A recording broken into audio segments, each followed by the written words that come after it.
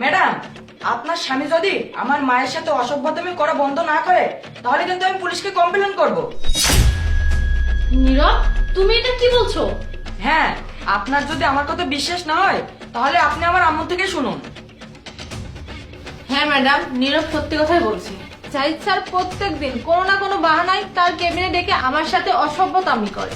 তোমাদের দুজনের লজ্জা করছে না জাহিদের ব্যাপারে শুধু শুধু মিথ্যা গল্প আমাকে দিতে? আমি শিওর তোমরা দুজন টাকার জন্য এসব করছো। ম্যাডাম, আমরা আপনার কোনো টাকা চাই না। সামিয়া, আমাকে এক কাপ চা করে দাও তো। আর এরা দুজন এখানে কি করছে? এরা দুইজন বলছে তুমি নাকি লিপির সাথে অসভ্যতামি করেছো। কি? আর তুমিও ওদের কথা বিশ্বাস করেছো? আর তুমিও না অদ্ভুত। আর তোমার কি মনে হয় আমি তো এদের মতো চাকরদের দিকে ফিরেও তাকাবো না? আর ভালোবাসা তো দূরের কথা, আমার কি মনে হয় জানো, এরা দুজন টাকার জন্য তোমার সাথে এরকম করছে। দেখেছো, আমি একদম ঠিক ভেবেছিলাম।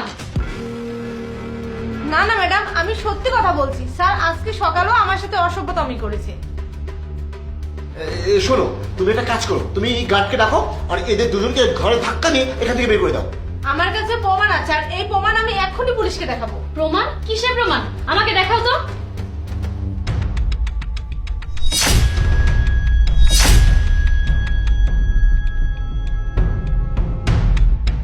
আজকে স্যার যখন আমার মায়ের সাথে অসভ্যতামি করতেছিল আমি তখন চুরি করে সেটার ভিডিও বানিয়ে রেখেছি।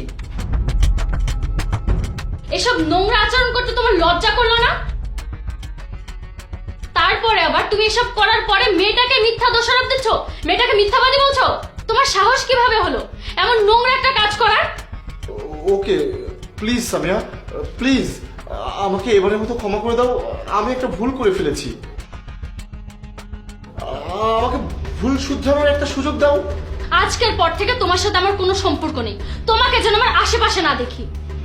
আরে সামিয়া, তুমি সামান্য একজন অফিসের চাকরির জন্য আমার সাথে এরকম করছো? আর আমি তো তোমার স্বামী।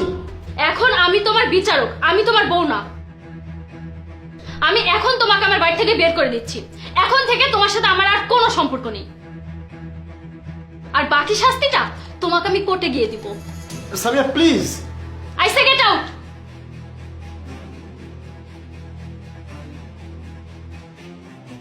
Thank you so much madam. Thank you আমাকে না বলে তোমার ছেলেকে বলো। তোমার ছেলে অনেক বুদ্ধিমান। আই এম রিয়েলি সরি, আমি তোমাদের সাথে অনেক খারাপ আচরণ করে ফেলেছি। কোনো ব্যাপার না ম্যাডাম, আপনি না জেনে খারাপ আচরণ করেছেন, জানার পর তো সঠিক বিচার করেছেন। আমরা আসি। ফোন নিয়ে যাও।